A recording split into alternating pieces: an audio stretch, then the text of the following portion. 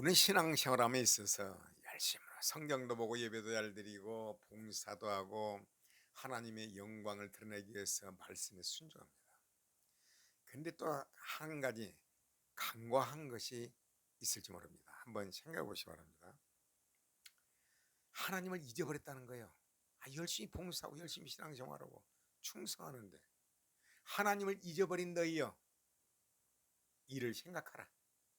이제 이를 생각하라. 그렇지 않으면 내가 너희를 찢으리니 건질 자 없으리라.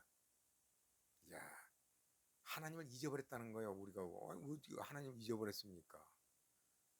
그러나 이 시간 생각해 보시기 바랍니다. 그러면서 답은 뭐예요? 감사로 제사를 드린 자가 나를 영화롭게 하나니 그 행위를 옳게 하는 자에게 내가 하나님의 구원을 보이리라. 우리가 예배를 왜 드립니까? 감사로 제사를 드린다는 것은요, 하나님이 교회가 하셨고 예수님이 이 땅에 오셔서 이루셨고 성령께서 그 이루신 것을 나에게 적용하셔서 완전한 은혜로 예수 믿게 하시고 선한 마음을 주시고 하나님을 경외하시고 하나님 그저 이 죄인 그저 하나님 감사합니다, 이 마음으로 하나님께 예배를 드려야겠죠. 감사를 드립니다.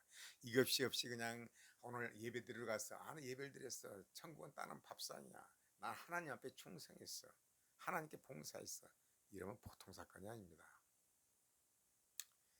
감사로 제사를 드린 자가 나를 영원롭게 하는 그 행위를 옳게 하는 자에게 내가 하나님의 구원을 보이리라. 열심히 신앙생활을 하는데 내가 너희를 찌질인지 건질 자 없으리라. 삶에 고통이 있습니까? 힘듭니까? 생각을 좀 해보시기 바랍니다. 어떤 곳에 무엇이든지 희귀한 것만 갖고 싶어하는 임금님이 있었습니다. 어느 날 임금님은 맛이 기가 막히게 맛있는 요리를 드신 후 감탄했습니다. 이제껏 먹어본 요리 중에서 이것이 제일이었다. 이 훌륭한 요리를 만든 요리사에게 많은 상을 줘야겠다. 요리사는 이제 임금님 앞에 불려갔습니다. 요리사는 임금님 앞에 와서 이렇게 말했습니다. 임금님, 칭찬해 주시니 대단히 감사합니다. 그러나 이 요리는 제 기술이 좋아서만이 아닙니다. 만약 좋은 야채를 파는 사람이 없었다면 제가 어떻게 맛있는 요리를 만들 수 있었겠습니까? 음식 요리는 뭐냐면 신선이죠. 생선도 신선해야 되고 야채도 이게 자체 요리 맛있게 하는 방법입니다. 칭찬해 주시거든 그 야채 장수를 칭찬해 주셔. 참 대단하죠. 임금님이 이제 채소 장수를 불려 칭찬하자. 그런 이렇게 말했습니다. 임금님, 그건 천만의 말씀입니다. 저는 그저 야채를 팔았을 뿐 칭찬을 받을 만한 사람은 제가 아니라 그 야채를 키운 농사꾼입니다. 이야. 이번에는 이제 임금님 앞에 농사꾼이 불려갔습니다. 그리고 자기가 농산 야채가 세상에서 가장 맛있다는 얘기를 듣자 깜짝 놀라며 이렇게 말하는 것이었습니다. 임금님, 그것은 틀렸습니다. 저는 그저 손질만 했을 뿐입니다. 제가 땅을 갈아 씨를 심어도 때를 따라 비를 주시고 햇빛을 주시는 분이 없으면 저는 잎사귀 하나 열매 하나 만들지 못했을 것입니다. 감사 인사는 하늘에 계신 하나님께 드려야 하는 게 당연하다는 것입니다. 모든 것이. 내가 이렇게 농사를 지었어. 생각을 해보시기 바랍니다. 감사는 해도 그만 안 해도 그만이 아닙니다. 감사하지 않는 사람은요, 하나님을 잊어버린 자라고 말씀하십니다. 특히 우리 사역자들이 이 말씀을 외워야겠죠. 고린도전서 3장 5절에서 8절을 보면요, 그런즉 아볼로는 무엇이며 바울은 무엇이뇨? 저희는 주께서 각각 주신 대로 너희로 하여금 믿게 한 사역자들이냐? 은사를 줘가지고 성도를 섬기라고 한 것입니다. 그러면서 바울은 뭐라고 그래요? 나는 심었고 아볼로는 물을 줬을 때 오직 하나님은 자라나게 하신다니. 바울은 심었다는 것은 복음을 전했습니다. 아볼로는 또 복음에 대한 믿음을 키웠습니다. 물을 줬습니다. 그러나 자라게 하신 분은 하나님이십니다.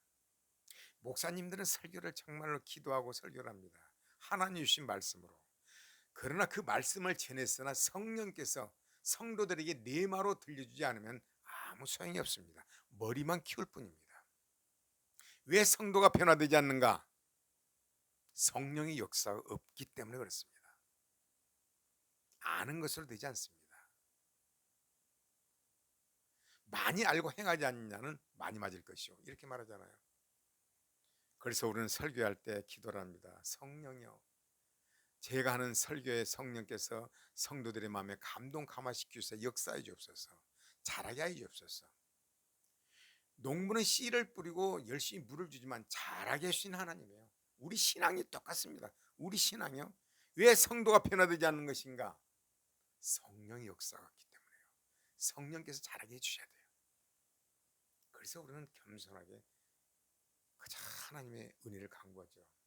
그런데 심는 이나 물준 이는 아무것도 아니, 심는 이나 물준 이는 아무것도 아니로되 오직 자라나게 하시는 이는 하나님뿐이래요. 심고 물을 주지만 자라게 하시는 하나님이에요.